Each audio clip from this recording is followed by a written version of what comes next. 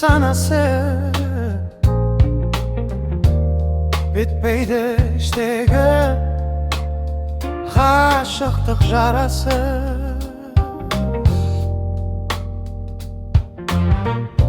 Қазақтың данасы, жасытын ағасы,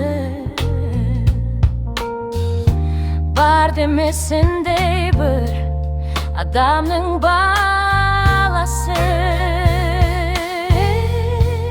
Жылайын, жырлайын, ағызып көз майын, айтуға келінде қалқамыз сөздайын.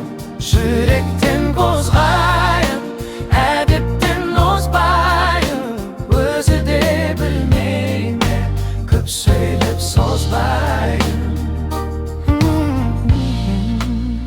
Көзімнің қарасы, көңілімнің санасы, бітпейді іштегі ғашықтық жарасы.